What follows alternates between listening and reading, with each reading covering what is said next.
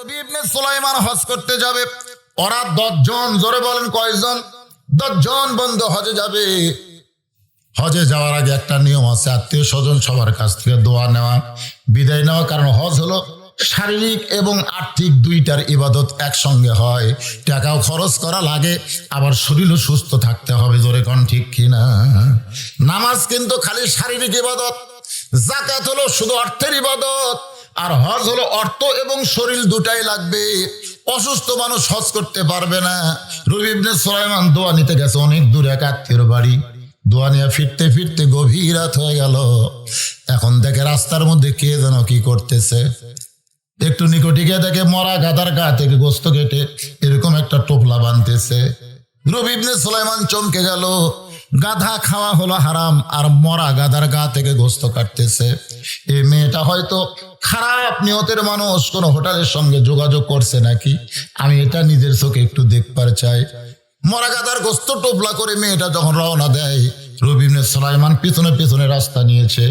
মেয়েটা একটা ঝুবড়ি বাড়ির মধ্যে ঢোকার সঙ্গে সঙ্গে মা মা বলে মেয়েরা চিৎকার দিয়ে বলতেছে, খবর কি? মা বলতেছে, আল্লাহর শুকুর আদায় করো, আমি তোমার জন্য গোস্ত আনছি, এই গোস্ত সিদ্ধ করে তোমরা খাও। রবি ইবনে সুলাইমান চমকে গেল। গাধা খাওয়া হারাম আর মরা গাধার গোস্ত। মা তার মেয়েদেরকে বলতেছে, সিদ্ধ করে আল্লাহর শুকুর আদায় করে খাও।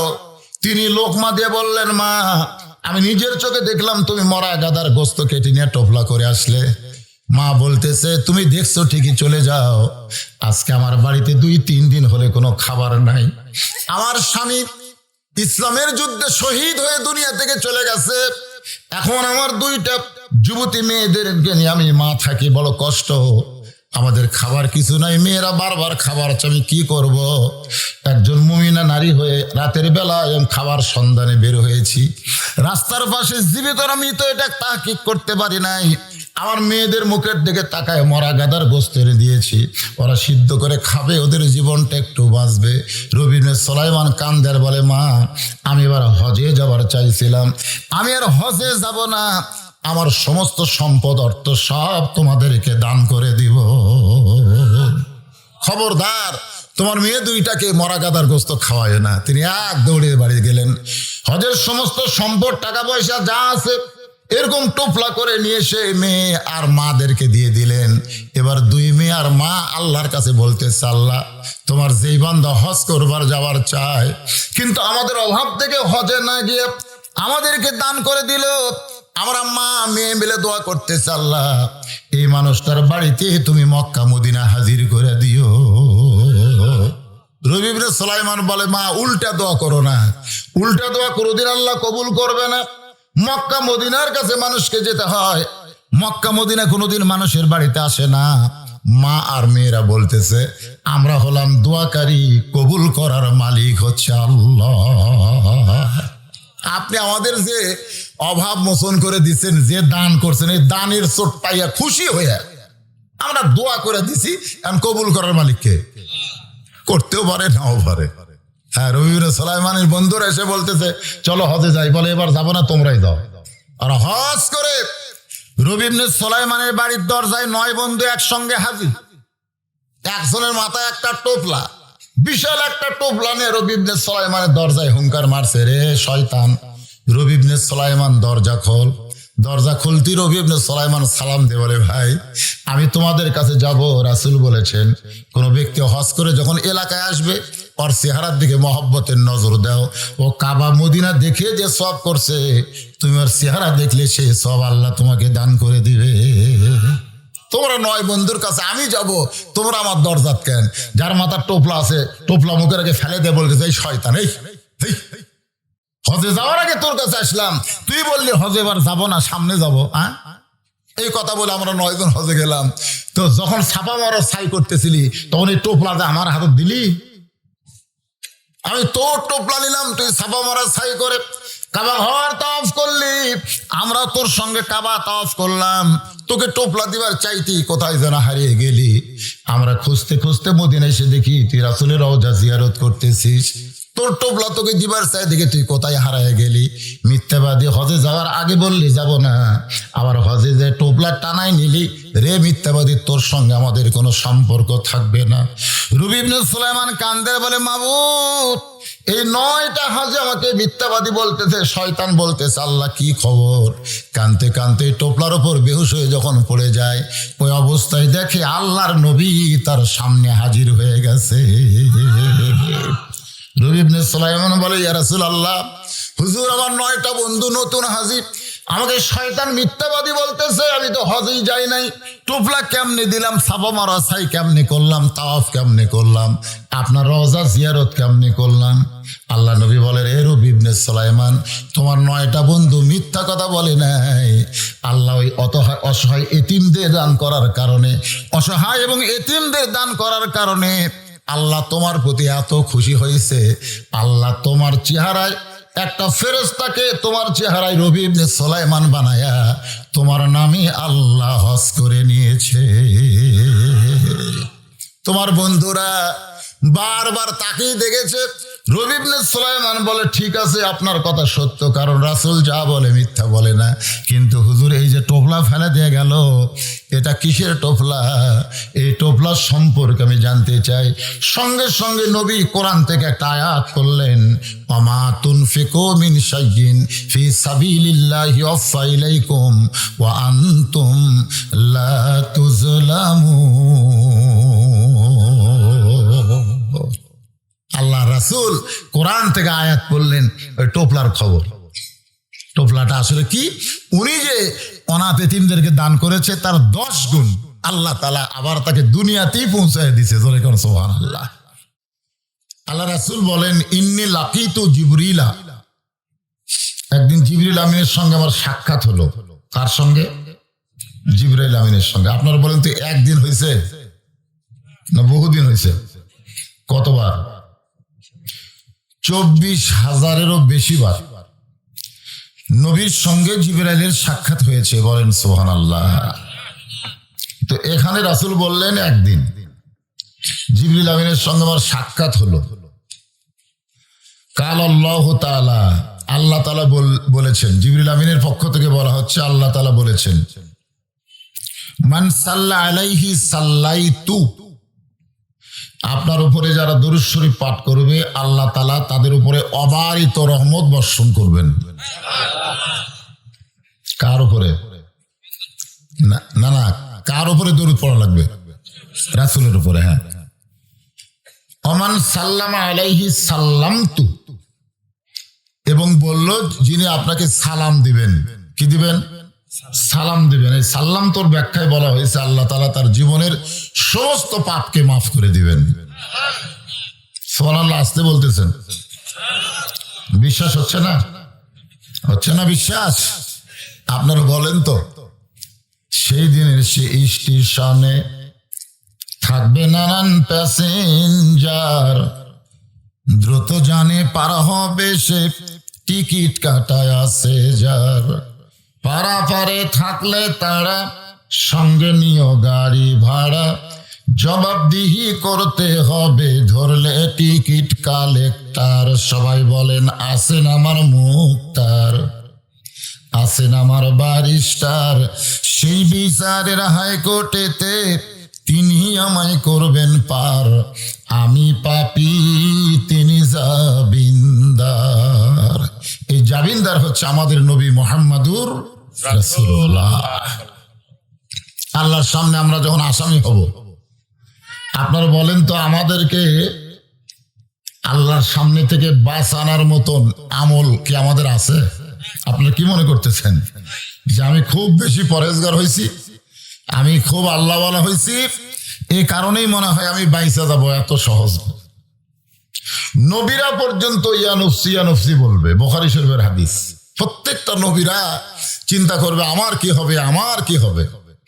একটা নবীও তার উম্মতকে নিয়ে চিন্তা করবে না। আর আমরা ভাগ্যগুণ এমন একটা নবী পেয়েছি, যেই নবী নিজকে নিয়ে একটা মুহূর্তের জন্য চিন্তা করবে না, সবসময় চিন্তা করবে, ইয়া রাব্বি হাবলি উম্মতি, আমার উম্মতের কি হবে। বলেন সুবহানাল্লাহ। ফাসাজাতু লিল্লাহি শুকরান। হাদিসে কুদসি, এটা হলো হাদিসে কুদসি। আমাদের ব্যাপারে এরকম খোঁজ খবরই শুনে রাসূল আল্লাহর সেজদায় গেলেন। সুবহানাল্লাহ বলেন। কোথায় গেলেন? সেজদায় গেলেন। এই হাদিসের ব্যাখ্যাকারী ইমাম মালিক রাহমাতুল্লাহ আলাইহি বলেন, এখানে কিন্তু আজকে যে মাহফিল হচ্ছে মহিষবাণী কবরস্থান হোসানিয়া হাফিজি মাদ্রাসা। কবরস্থান কেন? কবরস্থান কেন? এখানে জীবিত মানুষের কথা বলা হয়নি, বলা হয়েছে কবরস্থান। ঠিক কিনা বলেন? আপনারা কি কবরস্থানে গেছেন না যাবেন? কথা কয় না। আসলেই যাবেন? যাবেন? একজন বলতেছে যাওয়া লাগবে। আরে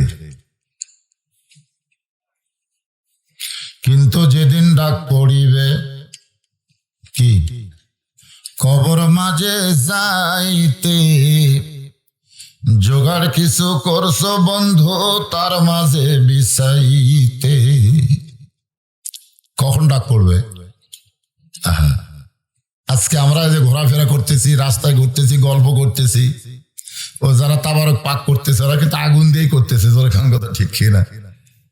আমি তো চিন্তা করলাম ওরা তাবারক পাক করার সময় এশার নামাজ আসলো, কি নামাজ? এখন যারা তাবারক পাক করলো আগুন ঠেলতেছে, তারপরে যদি নামাজ না পড়ে, যে আগুন ঠেলতেছে সে আগুনকে 70 বার ধুত করা হয়েছে। 70 বার। জোরে কর, কতবার? 70 বার পানির মধ্যে চুবলান হয়েছে। চুবলানোর পরে সেই আগুনের তাপকে আবার 70 ভাগ করে 1 ভাগ দুনিয়াতে দিছে। তাহলে জাহান্নামের আগুন কত পাওয়ারফুল! যারা আগুন দিয়ে তাবারক করতেছে এরা যদি একবার চিন্তা করে যে আমরা ঈশান নামাজ বাদ দিয়ে যে তাবারক বানাচ্ছি, এটা কি তাবারুক থাকলো? তাবারুক মানে কি? ওয়াজের শেষে কি দেওয়া হবে? কথা কয় না। তাবারক দেওয়া হবে। তাবারাকাল্লাযী। কোরআন শরীফের সূরা মুলকের প্রথমে কি বলা হয়েছে? তাবারাকাল্লাযী। তাবারক মানে আপনারা বোঝেন? আমি কিন্তু ভাত খাইনি, আমি তাবারকই খাচ্ছি। হ্যাঁ, আমি কিন্তু ভাত খাইনি, কারণ আমি জানি ভাত প্রতিদিনই খাই, কিন্তু তাবারক কি সবদিন পাওয়া যায়? পাওয়া যায় না তো। এই জন্য আজকে আমি তাবারকে আগে খাইছি। সেই স্বাদ, খাইলি স্বাদ।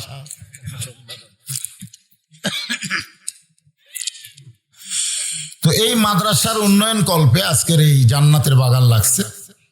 আজকের এই মাহফিলে আল্লাহ তাআলা জনকে সম্মানিত সভাপতির চেয়ার দিয়েছেন।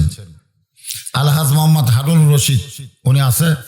ও আপনি তো মাঝখানে নাম দিয়েছেন রূপচাঁদ। মাশাআল্লাহ, রূপচাঁদ বিশিষ্ট ব্যবসায়ী বিলদহর। আজকের এই মাহফিলের সম্মানিত সভাপতিকে অন্তরের অন্তঃস্থল থেকে আমি শুভেচ্ছা জ্ঞাপন করছি। সম্মানিত প্রধান অতিথি, সম্মানিত বিশেষ অতিথিবৃন্দ, সম্মানিত ওলামায়ে কেরাম, আপনাদের মাঝে মাঝে যে সমস্ত আলেম ওলামা বসে আছেন, মঞ্চে আছেন, আমার আগে দীর্ঘক্ষণ আপনাদের সামনে আলোচনা করলেন, আদায় করলেন। এত দীর্ঘক্ষণ তো ওয়াজ করে না, কিন্তু বুঝতে পারছে আমার শ্বশুর অসুস্থ। জামাই শ্বশুর একটা সম্পর্ক আছে না নাই? জোরে কান আছে না নাই? আমি 34 বছর হলে ওয়াজ করতেছি। কত বছর? 34 বছরে আমার গলার স্কেল ওই শুরুতেও যেমন শেষেও তেমন। এখন না, এটা এই অসুস্থ হওয়ার আগে। আপনারা কোনোদিন কি শুনেছেন যে যত ওয়াজে গেছেন বজরুল রশিদ কোনোদিন কইছে যে অসুস্থ? এই কথা কন, কইছে কোনদিন? কোনোদিন আমি কইনি। কারণ আমি অসুস্থের কথা বলবো কাকে? আল্লাহকে। গোপনে গোপনে কাম সারছি, কিন্তু এই টন, এই কণ্ঠটা আল্লাহ আমাকে এমন নিয়ামত স্বরূপ দান করেছে যে এর কোনো স্কেলের পরিবর্তন হয় না। ওই হুঁশনাই ওয়াজ যখন আমি জুয়ান বয়সে করছি ওটা শোনেন, আবার এই কয়েকদিন আগে যেটা করছি ওটাও শোনেন, একই কণ্ঠ। কিন্তু আমার সঙ্গে একটা চিটারি করছে। চিটারিটা হলো কি? আমাকে বলছে হুজুর ওয়াজ হলো সাদাতপুর। আসলে সাদাতপুর, কিন্তু জামিরটা গাড়ি রাখার পরে বলতেছে হুজুর যমুনা পার হওয়া লাগবে। আমি বললাম কিরে যমুনা পার হওয়া লাগবে? তো কয় হুজুর আগে বললে তো আপনি দাওয়াত দেবেন না। এখন এই জানুয়ারি মাসের 3 তারিখে, এই জানুয়ারি কয় তারিখে? 3 তারিখে সে যমুনা নদীতে 2 ঘন্টা, হাই রে ঠান্ডা ভাই, আমি তো সেরকম পোশাক আশাক লিয়েও যাই নাই। ওখানে নামার পরে আবার 9 কিলো মোটর সাইকেল, মার হাওয়া।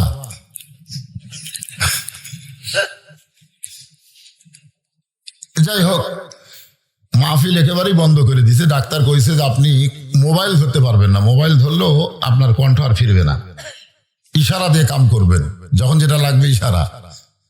তো ইশারা দিয়ে করতে করতে কোনো লোক তো বিশ্বাস করে না। আসলে বক্তারা অসুস্থ হলে মানুষ কিন্তু সহজে বিশ্বাস করে না, মনে করতেছে অন্য জায়গার টাকা বেশি পায়, ওই জায়গায় মারতেছে। কথাটা বুঝলেন?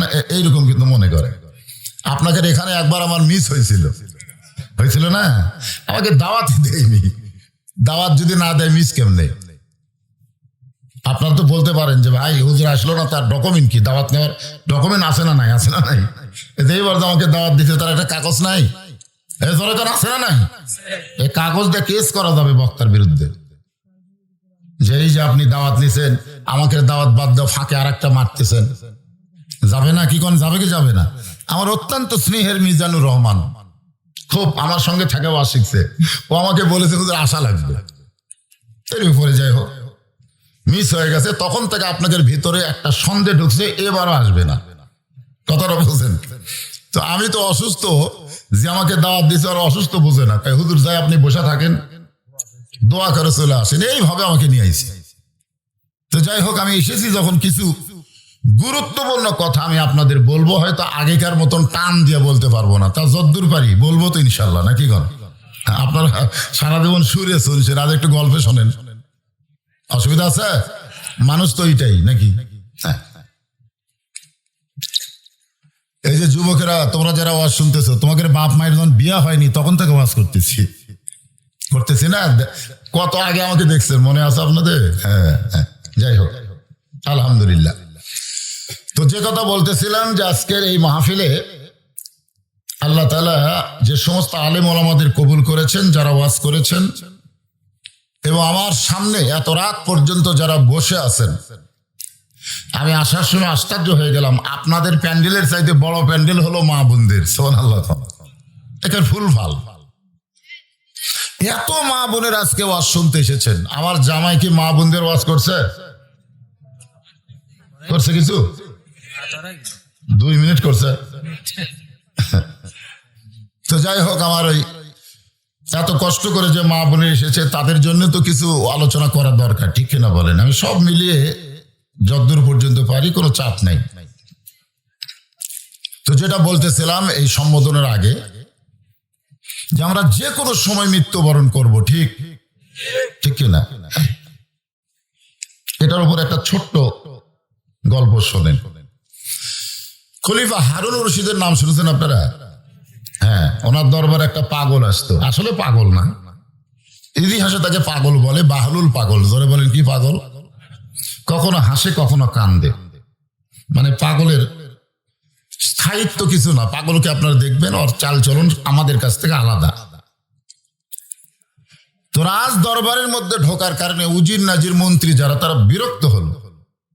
খলিফা হারুনকে বললেন, যাবো না, এই পাগল তো রাজ দরবারের সৌন্দর্য নষ্ট করে দিল, আপনি পাগলকে রাজ দরবার থেকে বের করে দেন। খলিফা হারুন চিন্তায় পড়ে গেলেন যে পাগলকে কোনো জিনিস জোর করে করানো যাবে না, ঠিক কিনা বলেন? পাগলকে যদি ধাক্কা মারেন, পাগলকে যাবে না, বসবে। খলিফা হারুন চিন্তা করলেন, এই বাহলুলের সঙ্গে আমার বইয়ের একটা সম্পর্ক আছে। আপনারা কি করবেন? নাউজুবিল্লাহ না সুবহানাল্লাহ? কার সম্পর্ক? যে পাগলকে উজির নাজিরা বের করে দিতে বলতেছে দরবার থেকে, ওই পাগলের সঙ্গে খলিফা হারুনের বইয়ের সম্পর্ক। কার সম্পর্ক? বইয়ের। আচ্ছা, কোন পাগলের সঙ্গে, পুরুষ মানুষের সঙ্গে বইয়ের সম্পর্ক হলে সুবহানাল্লাহ না নাউজুবিল্লাহ? আপনারা চিন্তা করে বলেন, সুবহানাল্লাহ না নাউজুবিল্লাহ? সুবহানাল্লাহ।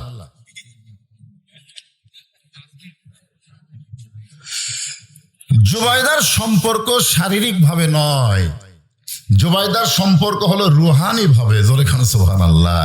এবার সুবহানাল্লাহ কইতে কোনো আপত্তি আছে? একটা হলো রুহানি সম্পর্ক, আর একটা হলো জিসমানি। জিসমানি মানে শরীর। আল্লাহ ওয়ালাদের সঙ্গে মানুষের সম্পর্ক হয়, এটা কি শারীরিক না রুহানি? হ্যাঁ, রুহানি সম্পর্ক। খলিফা হারুন দেখলেন পাগলকে জোর করা যাবে না। তিনি পাগলকে সুন্দর করে কাছে ডেকে বললেন, ভাই, আমি আপনার মাধ্যমে একটা কাজ করাতে চাই, আমি আপনার মাধ্যমে একটা কাজ করাবো, আপনি কি করে দিবেন? বাহলুল পাগল বলতেছে, যাবো না, আমি একটা পাগল মানুষ, এই পাগলকে দিয়ে আপনি কি কাজ করবেন? খলিফা হারুন বললেন, কাজটা হলো আমার একটা লাঠি, আমার একটা কি, এই লাঠিটা তোমারে দিলাম, তোমার চাইতে বোকা মানুষ যদি খুঁজে পাও, এই লাঠিটা তারে দিয়ে দিও। বাহলুল পাগলের হাতে লাঠি দিলেন। বাহলুল পাগল হাসতে হাসতে দরবার থেকে বের হয়ে গেল। খলিফা হারুন বললেন, উজির নাজির মন্ত্রীরা, আর কোনোদিন বাহলুল পাগলকে তোমরা দরবারে পাবা না, কারণ এর চাইতে বোকা মানুষ খুঁজে পাবে না, লাঠি দেওয়ার কামও শেষ হবে না। আসলেই তাই, কয়েক বছর বাহলুল পাগল আর খলিফা হারুনের রাজ দরবার আসেনি।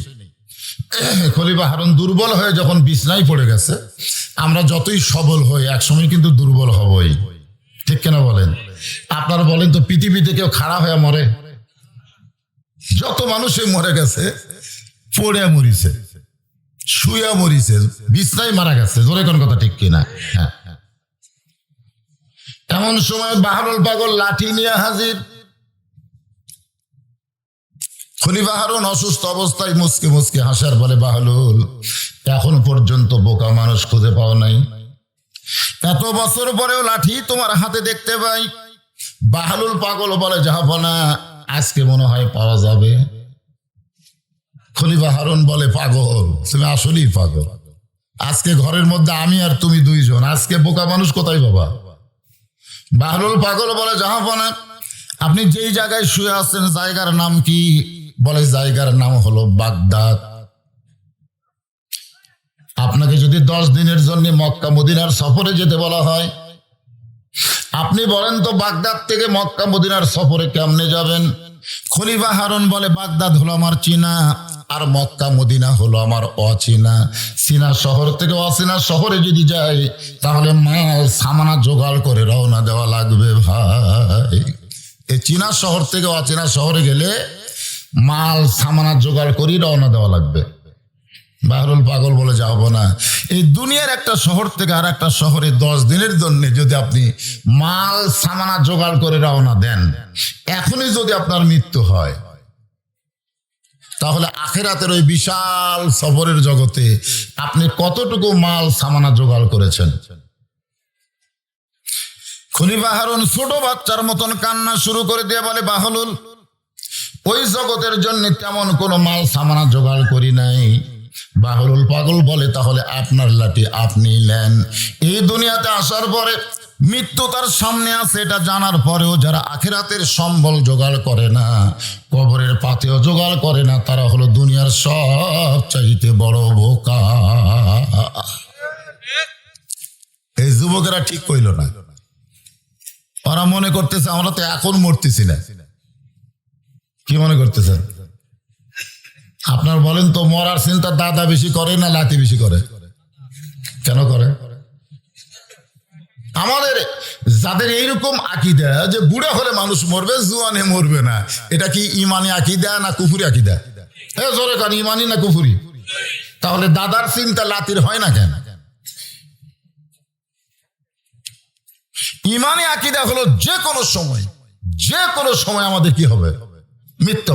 এটাই ইমান। আজকে গোরস্থানের উদ্যোগে মাহফিল, যারা মরে গেছে তারা কিন্তু চাবে প্রত্যেক দিন এরকম একটা করে মাহফিল হোক। জোরে কোন কথা ঠিক কিনা? কারণ এখানে আলেম ওলামা আসার কারণে, কোরআন হাদিসের আলোচনা হওয়ার কারণে অন্তত যতক্ষণ মাহফিল চলবে ততক্ষণ তাদের কবরের উপরে আল্লাহ রহমতের বাতাস হবে। জোরে কোন সুবহানাল্লাহ। এখানে নাম দিয়েছেন ইসালে সব মাহফিল। ইসালে সব মানে কি?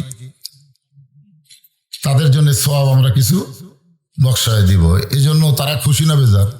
খুশি। আর আমরা যারা জীবিত আছি তাদের খবর কি? হ্যাঁ, এই জন্য যে কথাগুলো বলি একটু মনোযোগ দিয়ে শুনবেন। যে কোনো সময় যাওয়া লাগবে, আমরা বোকা হয়ে যাব না, আমরা চালাক হয়ে যাব। রাজি আছেন তো? আল্লাহ বলেছেন, ইয়া আইয়ুহাল্লাযীনা আমানুল্লাহা হাক্কা তুকাতিহি ওয়ালা তামুতুন্না ইল্লা ওয়া আনতুম মুসলিমুন। আল্লাহু আকবার। আল্লাহ বলতেছেন, তোমরা মুসলমান না হয়ে মরো না। আমরা তো সকলেই মুসলমান। আমরা যারা আজকের মাহফিলে বসেছি আমরা সকলে কি? যারা বলবেন না তাদের কি সন্দেহ আছে নাকি? জবান খুলে বলেন আমরা সকলে কি? আরো জোরে। কিন্তু আল্লাহ কেন বললেন মুসলমান না হয়ে মরো না? তার মানে বোঝা গেল আমরা যতই মুসলমান দাবি করি, মরার সময় মুসলমান হয়ে মরা সহজ না কঠিন? বাইরের সত্য কথাগুলো, হক কথাগুলো একটু জবান দিয়ে বলেন। এখানে অসংখ্য ফেরেস্তা আছে, আছে না নাই? দরকার আছে না? এই ফেরেস্তাগুলো আপনার জান্নাতের একটা সাক্ষী হবে। হ্যাঁ, তা এই জন্য একটু দেন তো। ইমাম মালিক রহমতুল্লাহ হাদিসের কথাকে আপনাদের মনে আছে না ভুলে গেছেন? যে হাদিসটা দেওয়া শুরু করলাম, ইমাম মালিক রহমতুল্লাহ হাদিসের ব্যাখ্যায় বলেছেন, আল্লাহ যখন হাকিম হইয়া আমাদেরকে আসামি করে বিচার শুরু করবেন, এই বিচারের সময় যে প্রধান মাধ্যম তার নাম হলো মিজান। জোরে কান, তার নাম কি? মিজানের খবর আপনারা জানেন? মিজান, মিজান, হ্যাঁ মিজান। আমরা এখন মনে হয় বাংলাদেশের উচ্চারণ করতে পারবো না। আর বাংলা কি এরকম ধরে ধরে দাঁড়িয়ে পড়লা। জোরে কান নাম কি? এখন উচ্চারণ করা যাবে? দাঁড়িপাল্লা সংসদ থেকে, হাইকোর্ট থেকে কি করছে? নিষিদ্ধ করছে। দাঁড়িপাল্লা বাংলার জমিন আর চলবে না। এখন বলেন দাঁড়িপাল্লা বাংলাদেশের হাইকোর্ট থেকে নিষেধ করেছে, কিন্তু আল্লাহর কোরআনের দাঁড়িপাল্লা কেউ কোনোদিন নিষিদ্ধ করতে পারবে? ওয়াল ওয়াজনা বিল কিসতি ওয়ালা তুখসিরুল মিজান। আল্লাহ যে বিচার করবেন, এই বিচারের মধ্যে কোনো আপনাকে সন্দেহ আছে নাকি? হ্যাঁ, নেকির চাইতে পাপ বেশি হয়ে গেছে। ওজন করার পরে নেকির চাইতে কি কথা কয় না? আচ্ছা, নেকির চাইতে পাপ বেশি হলে কোরআনে আল্লাহ বলেছেন কি? ফামাইয়ামাল মিসকালা যাররাতিন খায়রান ইয়ারা ওয়া মাইয়ামাল মিসকালা যাররাতিন শাররান ইয়ারা। এক জাররা পরিমাণ পাপের চাইতে নেকি যদি বেশি হয় সে জান্নাতে যাবে, আবার এক জাররা পরিমাণ নেকির চাইতে পাপ যদি বেশি হয় সে জাহান্নামী হবে। তো দেখা যাচ্ছে যে নেকির চাইতে পাপ অনেক বেশি। এখন আপনারাই বলেন আল্লাহ কি রায় দিবে? কথা কয় না। আল্লাহ জাহান্নামের রায় দিলেই জাহান্নামীরা জাহান্নামের দিকে যাবেন। আল্লাহ বলেছেন, ওয়াসিকাল্লাযীনা কাফারু ইলা জাহান্নামা যুমারা। নেকির চাইতে পাপ বেশি হওয়ার কারণে তাদেরকে জাহান্নামের ফেরেশতা ধাক্কানো শুরু করবে। কি করবে? যাওয়ার সাবে, জাহান্নাম যাওয়ার সাবে ধাক্কায়া ধাক্কায়া জাহান্নামে নিয়ে যাবে। আবার আল্লাহ বললেন, ওয়াসিকাল্লাযীনা তাকাউ রাব্বাহুম ইলাল জান্নাতি যুমারা। জান্নাতীদেরকেও জান্নাতের ফেরেশতা ধাক্কায়া ধাক্কায়া জান্নাতে নিয়ে যাবে। আপনারা বলেন কি আল্লাহ এখানে ভুল কইছে? না না না, একটু চিন্তা করে দেখেন তো। জাহান্নামে যাওয়ার চাবে না দেখে কি, কিন্তু জান্নাত কি যাওয়ার চাবে না? জোরে কারণ জান্নাতে যাওয়ার চাবে না। এরপরও ফেরেশতারা ধাক্কায় ধাক্কায় জান্নাতে নিয়ে যাবে।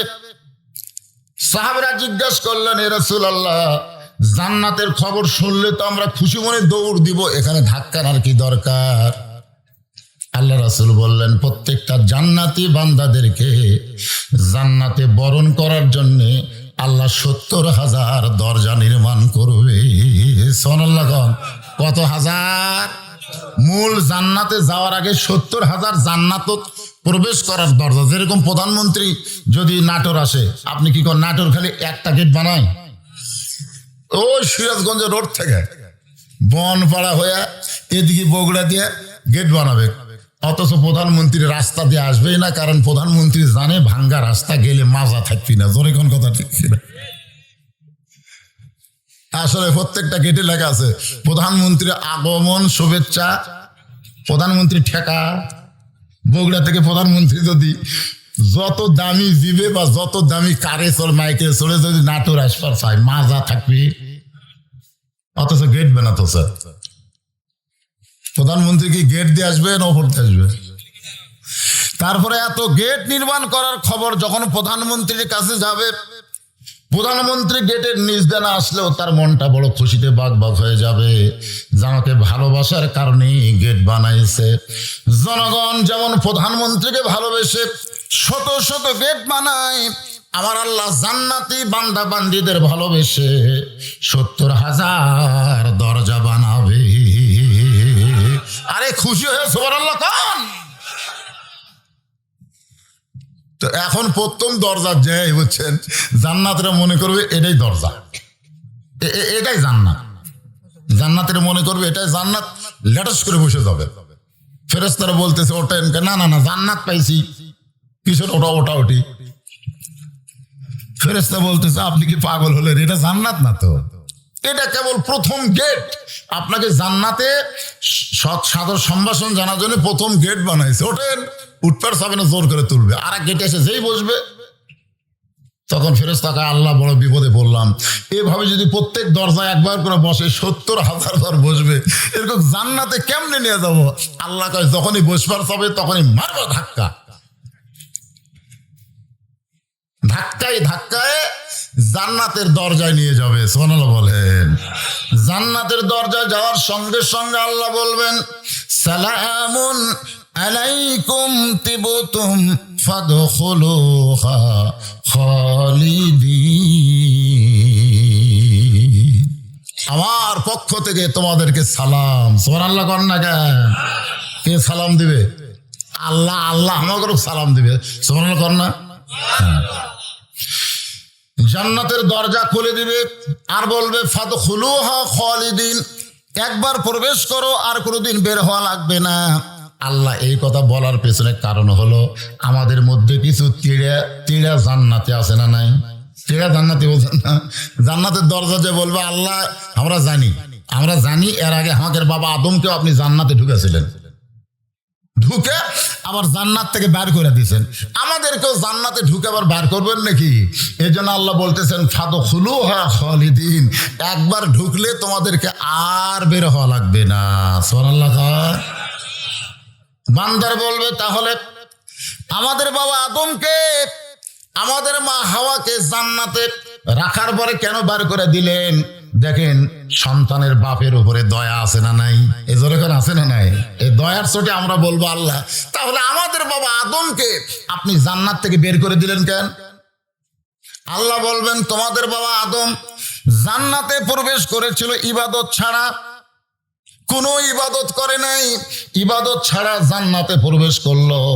আমি আল্লাহ তাকে জান্নাতে একটা ইবাদত দিলাম, সেই ইবাদত হলো ওয়ালা তাকরাবা হাযিহিশ শাজারা ফাতাকুনা মিনাজ জালিমিন। ইবাদত মানে হলো আল্লাহর হুকুম। যেরকম ইবাদত মানে কি? তোমাকে তো আমি 5 ওয়াক্ত নামাজ দিছি, এদের ফজরের নামাজ কেটে কি জাতা কথা নাকি? ইমাম গাজ্জালি বলেছেন শীতের রাত্রে ওযু করে ফজরের নামাজ পড়া বদর যুদ্ধের শামিল। জোরে কোন সুবহানাল্লাহ। এটা কি জাতা কথা মনে করছেন? এই শীতের রাত্রে ঠান্ডা পানি দিয়ে ওযু করে ফজর নামাজ পড়বি কে বলবে? এক পাগলা ছাড়া। কার পাগল? কথা কনা কার পাগল? যে শোনে আসসালাতু খায়রুম মিনান নাওম, শোনার সঙ্গে সঙ্গে দেখবেন পাগলারা ল্যাপক মারে লাগতি, মারে না? ল্যাপ কিন্তু এই ফজরের আজান কিন্তু ওরও 8 ঘন্টা পরে নামাজ, 8 ঘন্টা পরে। এখন ওটা লাগবে কেন? যে যারা এই নফসের তাবেদার হয়ে কয় ঠিক আছে 8 ঘন্টা পরে যখন নামাজ হয় 10টা মিনিট ঘুম পারি, ফজরের আজান শোনার পরে কেউ যদি ঘুমাই ভাই ও আর ফজর পাবি না, কারণ এই ঘুমটা হবি শয়তানি ঘুম। ধরে কোন কি ঘুম? শয়তানি। আর সালাতু খায়রুম মিনান নাওম শোনার সঙ্গে সঙ্গে ল্যাপ তোষককে লাত্তি দিয়ে যখন ঠান্ডা পানিতে অজু করে মসজিদে রওনা দেয়, তারা যেন কোনো নামাজে না বদর যুদ্ধে সামিল হয়। সুবহানাল্লাহ না কেন? আল্লাহ বলবেন তোমাদের বাবা আদম আগে জান্নাত পাশে, তারপরে গোলামি শুরু হয়েছে, গাছের কাছে যাওয়া চলবে না। আর তোমরা আদমের সন্তান হলে ফাদখুলি ফি ইবাদি ওয়াদখুলি জান্নাতি, আগে তোমরা গোলামি করেছো, এরপরে তোমরা জান্নাতে প্রবেশ করলে। এ কারণে জান্নাতে একবার প্রবেশ করলে আর তোমাদের বের হওয়া লাগবে না। আমরা সে জান্নাতে যাবার চাই না কবরে যাব? এদিকে কিসের গল্প হয়? ওই হয় কি হ্যাঁ, আমি অসুস্থ মানুষ, কথা বলতেছি কত কষ্ট করে, আমার কথা শুনে তো আপনার বুঝতে পারতেছেন কষ্ট হচ্ছে না? তো ভাই আপনারা হইচই করতেছেন কেন? তবারক নেওয়ার জন্য তবারক, ওয়াজ না শুনে যারা তাবারক নিবে, ওই তাবারক থাকবে না, ওরা গজব হয়ে যাবে। তোর এখন কি হয়ে যাবে? গজব। আর আপনারা যারা ওয়াজ শুনতেছেন তাবারক নেন, যে কোনো একটা নিয়ত করে খাবেন, আল্লাহ পাক আপনার সেই নিয়ত পুরা করবে। সুবহানাল্লাহ করেন না কেন? তাবারক মনে করতেছেন যে সামান্য একটা পোলা, এর মধ্যে যে কি বরকত, এমনি কি তাবারক নাম হয়েছে? তাবারক মানে কি এরকম পরে বুঝাচ্ছি। ওই ভিতরে বসো বাবা, এই ছেলে দাঁড়িয়ে আসো কেন? বসো বসো। আরে একটা ঘন্টা বছরে পাগলা, 60 বছর নফল ইবাদতের সওয়াব আল্লাহ দান করে দিবে। সুবহানাল্লাহ কর না কেন? এটা আপনাকে জান্নাত পাওয়ার সাক্ষী। কারণ তারাই জান্নাতের বাগানে প্রবেশ করে আল্লাহ যাদেরকে জান্নাতের জন্য কবুল করে। সুবহানাল্লাহ কর না কেন? আপনি কি মনে করছেন জান্নাত পাওয়া খুবই কঠিন? ওয়াজটা শোনেন। জাহান্নামের ফেরেশতারা ধাক্কায় ধাক্কায় যখন জাহান্নামের দিকে নিয়ে যাচ্ছে, এমন সময় মানজাল্লাযী ইয়াশফা ইনদাহু ইল্লা বিইজনিহি। আয়াতুল কুরসি আপনারা পড়েন, আয়াতুল কুরসি পড়েন। 5 ওয়াক্তের ইমাম যখন সালাম ফিরাবে, আমার কথাটা শুনুন, ইমাম যখন সালাম ফিরাবে, সালাম ফিরানোর সঙ্গে সঙ্গে প্রথম বলবেন আল্লাহু আকবার। প্রথম কি বলবেন? আল্লাহু আকবার। তারপরে বলবেন আস্তাগফিরুল্লাহ। তারপরে আয়াতুল কুরসি পড়বেন। 5 ওয়াক্ত নামাজের পরে 5 বার যারা আয়াতুল কুরসি পড়বে, আল্লাহ তাআলা তাদেরকে 5টা পুরস্কার দিবে। 1 নম্বর পুরস্কার হলো মৃত্যুর সময় তাদের কোনো কষ্ট হবে না। 2 নম্বর পুরস্কার হলো মৃত্যুর সময় তাদের জবানে ঈমানের কলেমা উচ্চারণ হবে। 3 নম্বর পুরস্কার হলো তাদের কবরে কোনো আযাব আল্লাহ দিবে না। 4 নম্বর পুরস্কার হলো তারা হাসরের ময়দানে বিনা হিসাব, কোনো হিসাব ছাড়াই। 5 নম্বর পুরস্কার হলো বিজলি আকারে পুলসিরাত পাড়ি দিয়া 8টা জান্নাতের দরজা আল্লাহ তার জন্য খুলে দিবে। তাহলে আয়াতুল কুরসির দাম আছে না নাই? আচ্ছা, এটা কখন পড়া লাগবে? কথা কয় না। নামাজের পর। তাই বলে নামাজ বাদ দেয়, আপনি যদি দৈনিক 50 বার আয়াতুল কুরসি পড়েন কিছুই হবে না। এখানে বোঝা গেল নামাজ আগে, তারপরে কি আয়াতুল কুরসি, নামাজের সাথে। তো সে আয়াতুল কুরসির মধ্যে আছে মানজাল্লাযী ইয়াশফা। মানজাল্লাযী ইয়াশফার ব্যাখ্যা আছে। আপনারা বলেন তো, হাসরের ময়দানে আপনাকে কারা সুপারিশ করবে? কারা? আছেন আমার মুক্তার, আছেন আমার ব্যারিস্টার। বলতেছে না? আছেন আমার মুক্তার, আছেন আমার ব্যারিস্টার, শেষ বিচারের হাইকোর্টেতে তিনি আমায় করবেন পার। মুক্তার হলো আল্লাহওয়ালারা। মুক্তার কারা? আর ব্যারিস্টার হলো মুহাম্মাদুর রাসূলুল্লাহ সাল্লাল্লাহু আলাইহি। আচ্ছা, মুক্তার বুঝতেছেন না? আগে উকিল, তারপরে ব্যারিস্টার। আগে কি কথা কয় না। দুনিয়াতে ছোট কোনো আসামি, ছোট আসামি, ওই কি ব্যারিস্টার ধরে? কথা কয় ব্যারিস্টার ধরে। ওই আগে তো উকিল ছিল না, আগে ছিল মুক্তার। আগে কি ছিল? যারা মুরব্বী আছে তারা বুঝতে পারবেন। আগে কি ছিল? মুক্তার। এই মুরব্বীরা কথা কন না কেন? আগে কি ছিল? উকিল নামা ছিল না। এই গজলটা যখন লেখছে তখন উকিল ছিল না, তখন মুক্তার আর ব্যারিস্টার। তাহলে আল্লাহওয়ালারা, মনে করেন হক্কানি পীর আউলিয়া, এরা হচ্ছে মুক্তার। এরা কি? আর ব্যারিস্টার কে? ভুলে গেছেন? মুহাম্মাদুর রাসূলুল্লাহ সাল্লাল্লাহু আলাইহি ওয়াসাল্লাম। আল্লাহ কোরআনে বলেছেন, ইয়া আইয়ুহান নাসু তাকু রাব্বাকুম ওয়াখশাউ ইয়াওমান লা ইয়াজজি ওয়ালিদুন আন ওয়ালাদিহি ওয়ালা মাউলুদুন হুয়া জাজিন আন ওয়ালিদিহি শাইয়া। মানুষ রে, সেই দিনকে তোমরা ভয় করো যেদিন পিতা পুত্রকে চিনবে না, পুত্র তার মাকে চিনবে না, বাবাকে চিনবে না। তোমরা সেই দিনকে ভয় করো। আপনারা বলেন তো সেই দিনের নাম কি? জোরে কারণ সেই দিনের নাম কি? সেই দিন হলো হাসরের ময়দান। সেই দিনকে তোমরা ভয় করো যেদিন কেউ কাউকে চিনবে না, বাবা তার সন্তানকে চিনবে না, সন্তান তার মা বাবাকে চিনবে না। এ কথা কি আমার না আল্লাহর? জোরে কারণ কার? আল্লাহর কথা। ওই সময় আমাদের নবী সুবহানাল্লাহ খান, আমাদের নবী কোথ থেকে দৌড়ে এসে ওই গুনাহগার উম্মতের সামনে দাঁড়িয়ে যাবেন। গুনাহগার উম্মতের সামনে এভাবে এভাবে আমার দিকে তাকান, এভাবে দুইটা হাত বাড়িয়ে দাঁড়িয়ে যাবেন। জাহান্নামের ফেরেশতা বলবে, কে গো আপনি? কে? এই গুনাহগারের সামনে আপনি দাঁড়ালেন। নেকির চাইতে পাপ বেশি হওয়ার কারণে আল্লাহ জাহান্নামের রায় দিয়েছে। এখন আপনি সামনে দাঁড়ায় কোনো লাভ নাই। নবী শুধু ওই গুনাহগার উম্মতের দিকে তাকায় থাকবেন, ফেরেশতাদের কথায় কোনো কর্ণপাত করবে না। সুবহানাল্লাহ। নবী যদি আমাদের মতো গুনাহগার উম্মতের সামনে এভাবে হাত বাড়ায় দাঁড়ায়, মনে করে হাসরের ময়দানে, তাহলে কি ফেরেশতারা নবী ঠেলা দিয়ে এরকম ধাক্কা দিয়ে গুনাহগার উম্মতকে জান্নাতে নিয়ে জাহান্নামে নিয়ে যেতে পারবে? আপনাদের কি মনে হয় পারবে? সঙ্গে সঙ্গে আল্লাহ ডাক দেবেন, জিবরাইল যাও যাও, আমার নবীকে শুধু তুমি চিনো।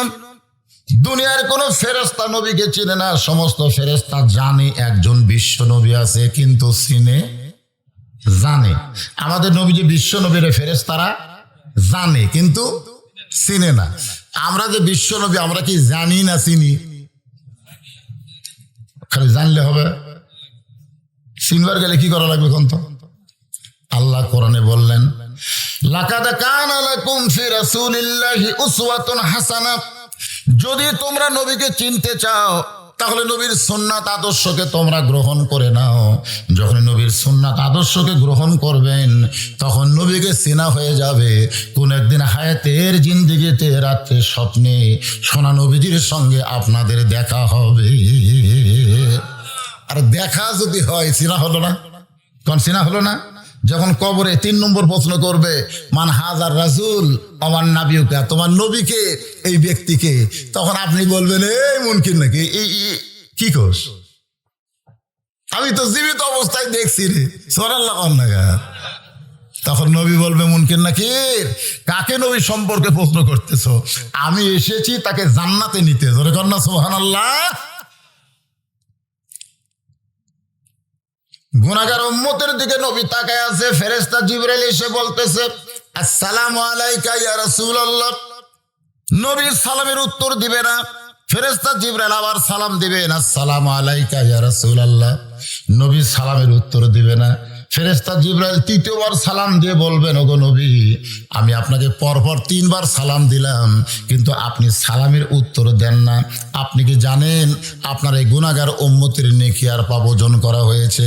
নেকির চাইতে পাপ বেশি হওয়ার কারণে আল্লাহ জাহান্নামের রায় দিয়েছে। আপনি সামনে দাঁড়ায় কি করবেন?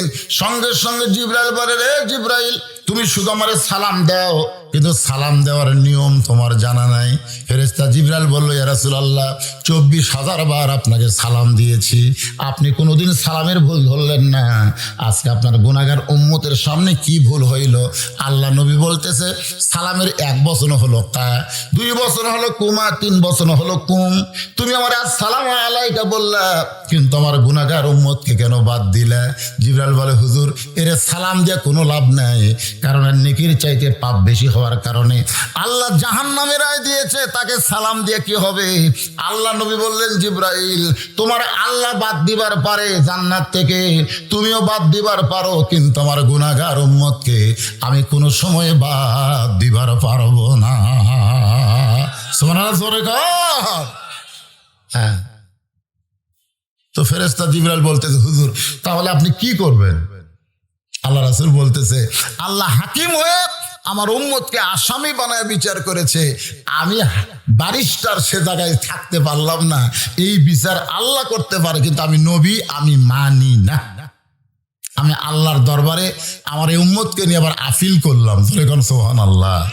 কি করছে আফিল। আমরা সেই নবী পাইছি ভাই। নবী আফিল করে গুনাহগার উম্মতকে নিয়ে যাবেন। আল্লাহ নেকি আর পাপ ওজন করে নেকির চাইতে পাপ বেশি। আল্লাহ বলবেন হাবিব দেখেন তো আফিল করে কি হলো, এই যে নেকির চাইতে পাপ যে বেশি। সঙ্গে সঙ্গে নবী এই যে জামা দেখতেছেন, এই জামার ডান পকেট থেকে কি যেন বের করে নেকির পাল্লায় দিবে। সঙ্গে সঙ্গে আল্লাহ নেকির পাল্লার ওজন বাড়ায়া দিবে। আল্লাহ বলে হাবিব আপনি কি দিলেন? নবী কয় আপনি সবই জানেন, আমি কি দিলাম আপনি জানেন না? আপনার ইবাদতের নেকির চাইতে পাপ বেশি হয়েছে, কিন্তু আমার দরুদের মহব্বতের নেকি যেটা আমার কাছে রওজা মুবারকে জমা আছে, যে প্রতিদিন আমার প্রতি দরুদ পড়তো, সালাম দিত, সেই নেকিতে ফেরেশতা আমার কাছে জমা দিত, সেই নেকিটা নেকির পাল্লায় দিলাম। আল্লাহ বলে হাবিব আমার যদি ইবাদতের একটা নেকিও না থাকতো, আর আপনার মহব্বতের দরুদের নেকি যদি থাকে, সেই নেকির উসিলায় আপনার উম্মতকে আমার বান্দাকে আমি জান্নাত দিয়ে দিলাম। জোরে কর না সুবহানাল্লাহ। তাহলে সেই নবীর প্রতি দরুদ পড়তে আমাদের কোনো আপত্তি আছে ভাইজান? যখনই দরুদ পড়বো জোরে আসতে, হ্যাঁ, সাল্লাল্লাহু আলাইহি ওয়াসাল্লাম। আসেন আমরা কবরস্থানকে সামনে নিয়ে আবার মা বোনদের জন্য বলবো, মা আপনারা এত রাত ধরে এ ভাই ওটা বসা করবেন না, ওটা বসা করলে আমি মোনাজাত করে দেব। আপনারা কি মোনাজাত এখনই চাচ্ছেন? ওটা বসা করতেছেন কেন? পেশাব আপনারা রাত 9টার সময় শুলে রাত্রে কয়বার পেশাব করেন? আপনারা যে রাত 9টা 10টার সময় বিছানায় ঘুমান না, এই ঘুমায় গেলে কয়বার রাত্রে পেশাব করেন? কয়বার? একবারও করেন না। তাহলে বোঝা গেল আপনাদের কাছে কোরআনের চাইতে ঘুমের দাম বেশি। ঘুম আসলে পেশাব করেন না, চেতন থাকলে করেন কেন? আপনারা কোন জায়গায় বসে আছেন জায়গাটা খেয়াল করেন। জান্নাতের বাগানে পেশাব লাগলেও যদি একটু কষ্ট করে পেশাবকে দমন করে আপনি বসাই থাকেন, এই কোরআনের ওসিলায় পেশাব জাতীয় যত ব্যারাম আল্লাহ ভালো করে দিবে। আপনি বলেন তো, এই যে গোরস্থান, যে কবরস্থানের কথা লেখা আছে, এই গোরস্থানে সবচাইতে বেশি আযাব কার হবে? এই কথা কয় না। আল্লাহ রাসূল বলেছেন কবরে ওই ব্যক্তির সবচাইতে বেশি আযাব হবে যে পেশাব থেকে পবিত্র হয় না, সবচাইতে বেশি আযাব হবে। তাহলে সেই পেশাবটা আমাকে কন্ট্রোল করার দরকার আছে না নাই? দরকার আছে না? ওই যে উঠে যাচ্ছেন, পেশাব করতেছেন, আসতেছেন, এমন পেশাব শুরু হবে যে ঢিলা কুলুপ দেওয়া আপনি থামাবার পারবেন না। পানি খরচ করার পরে যখন উযু করবার যাবেন তখন দেখবেন আবার টপ টপ টপ টপ করে আসবে। কতগুলো লোকের আসে না? দরকার আসে কি? আমার কাছে বহু লোক বলছে হুজুর এই যে পেশাব লাফালাফি করলাম, পানি খরচ করলাম, মনে করলাম আর নাই, উযু করবার যাই গেছি দেখি টুপ টুপ টুপ টুপ করে। তুই বেয়াদবি করছো। কোরআনের মহব্বত, আনুনাজ্জিলু মিনাল কোরআনি মা হুয়া শিফাউ ওয়া রাহমাতুল লিল মুমিনিন। মুমিনদের যাবতীয় রোগের ঔষধ হিসাবে আল্লাহ কোরআনকে নাজিল করেছে। জোরে কর না সুবহানাল্লাহ। সেই কোরআনের মাহফিলে বসে এত ঘন ঘন ওঠেন না বাজান। আমি খুব লম্বা টম্বা কথা বলবো না, যে সামান্য সময় একটু বলবো, একটু কষ্ট করে হলেও। 1 ঘন্টা হচ্ছে কেবল। আমি উঠছি 11টার 7, এখন বাজতেছে 12টার 7। শেষ করে দেব? কি কয় সারা রাত তো ওঠা বসা এক এক শ্রোতা এক এক মানের। যারা ফজরের নামাজ পড়বে আর যারা পড়বে না, এগুলা কিন্তু বোঝা যায় না? যখন যায় কি যায় না? ওদের ঘন ঘন উঠতেছে, কারণ কি? ওরা বুঝাচ্ছে হুজুর আমাকে ওটা দেখে ওয়াজ শেষ করবি আর পোলা দিবি, আমরা লিয়ে বাড়ির যাবো। ওরা নামাজের ধান ধাত নাই, একটাও যাবি না। এত রাত 12টা 7 পর্যন্ত চেতন থাকে ওই পোলা ছাড়া যাবি? আমরা কি জানি না? জানি, ওই পোলা লিয়েই যাবি। কিন্তু তারপরও ওই যে ঘন ঘন ওঠে, ওই কোনার থেকে কয়েকটা উঠলো আবার আসলো। এটা কি টাকা দান করলো? এখন দেওয়া মানে কি? ও ছুঁয়ে দিতেন ওর কাছে। ঠিক, একটু মহব্বত না জিকির করেন লা ইলাহা ইল্লাল্লাহ, লা ইলাহা ইল্লাল্লাহ, লা ইলাহা ইল্লাল্লাহ, লা ইলাহা ইল্লাল্লাহ, লা ইলাহা ইল্লাল্লাহ।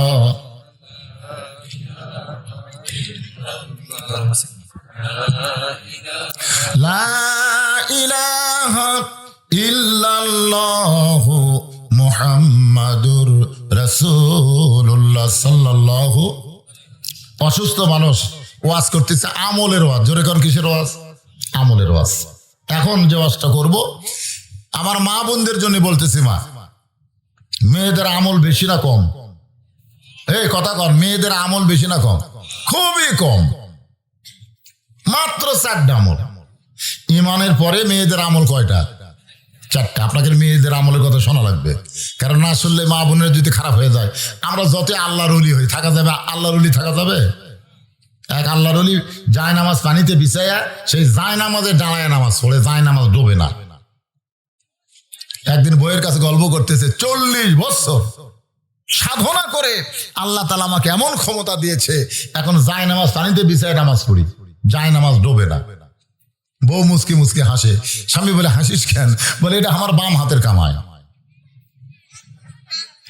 স্বামী কয়, কি রে? 40 বছর সাধনা করে যেটা আমি পাইলাম, তোর বাম হাতের কামাই কেমনে? বলে, আগামীকাল পড়বেন, আগামীকাল পড়বেন। বউ সকালবেলা পেশাব পায়খানা করছে, ঢিলা কুলুপ ব্যবহার করেনি, খালি পানি খরচ করছে। ঢিলা কুলুপ ব্যবহার না করে খালি পানি খরচ করে ওই হাত দিয়ে এসে উটির খামির বানে রুটি ভেজা দিছে। পীর সাহেব হুজুর আল্লাহর ওলি রুটি খাসে, দোয়া দরুদ একটাও বাদ দেয়নি। আল্লাহ বারিক লানা ফিবরা জাগতানা বিসমিল্লাহ বারকাত দিলে সবই করছে। খাওয়ার শেষে লাখ আলহামদুলিল্লাহ কার শুকুর, সবই ঠিক আছে। ওই সময় মতো পানির জায়নামাজ বিছায় কেবল উঠপার আছে, দেখি জায়নামাজ এমনি ডুবে যাচ্ছে। কে রে? দৌড়াচ্ছে বইয়ের কাছে। কে গো, কি হলো?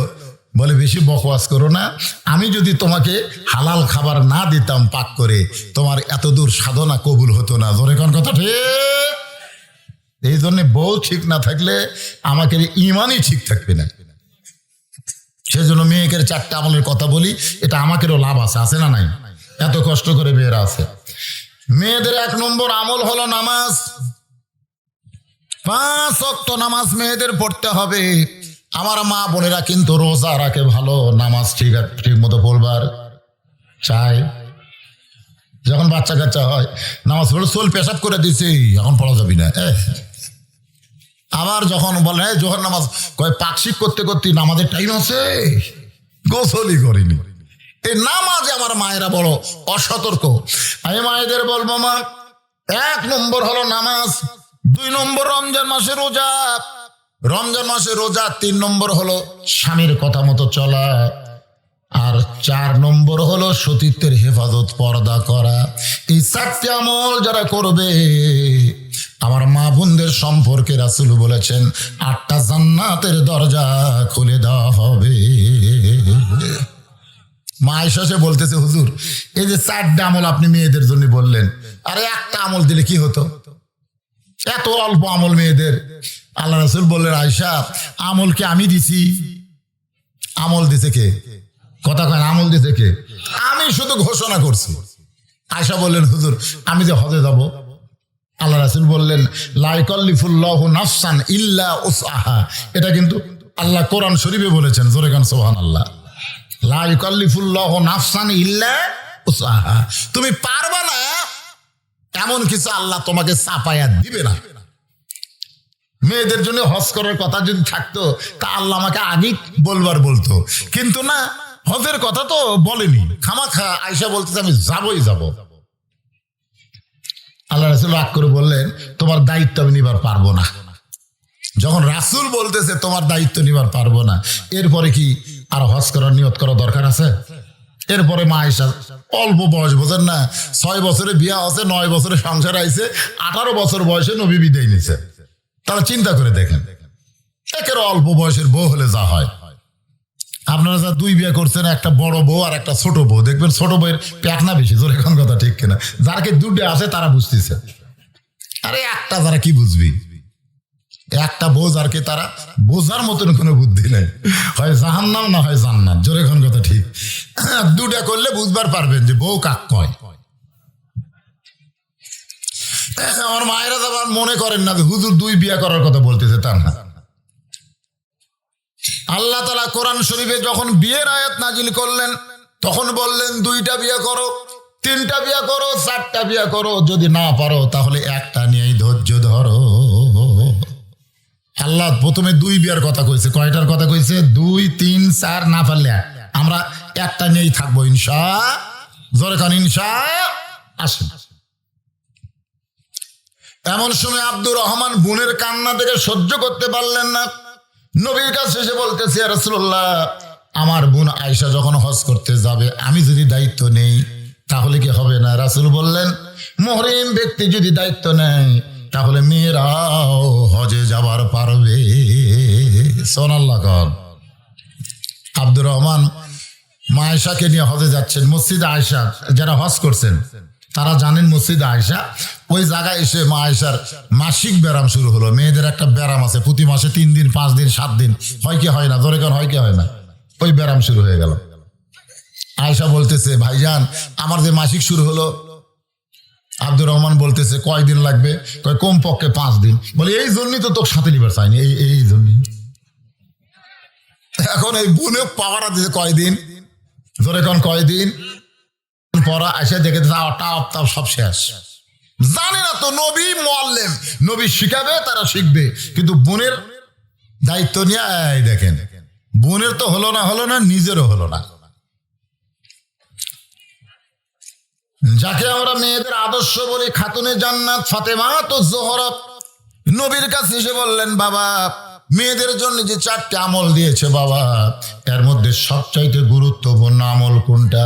আল্লাহ রাসূল বললেন, মেয়েদের সবচাইতে গুরুত্বপূর্ণ আমলের নাম হলো পর্দা। জোরে কর না সুবহানাল্লাহ। নিজের মেয়েকে আল্লাহ নবী বলতেছেন, মেয়েদের সবচাইতে গুরুত্বপূর্ণ আমল হলো পর্দা। দেখেন কেন বললেন? কারণ আল্লাহ কিন্তু আমাকে ধরবে আমার মেয়ের ব্যাপারে, আমাকে ধরবে আমার বইয়ের ব্যাপারে। যতক্ষণ আমার মেয়েটাকে বিবাহ দেই নাই ততক্ষণ পর্যন্ত আমার অধীনে মেয়েটাকে পর্দার শিক্ষা দেওয়ার দরকার আছে না নাই?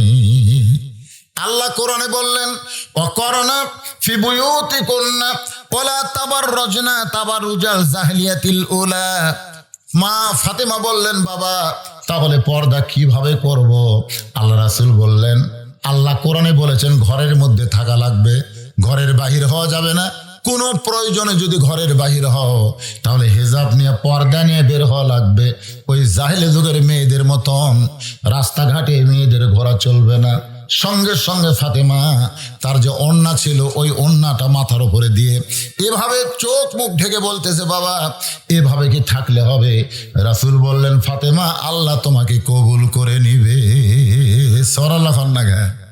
ফাতেমা কিন্তু হজ করেনি। এই মেয়ে মানুষেরা যারা হজ করবার চান, আমি বলবো মেয়েরা হজ না করে হজের থেকে একটা মাদ্রাসা দেন, একটা মসজিদ দেন, অনেক বেশি সওয়াব পাবেন। জোরে কোন কথা ঠিক?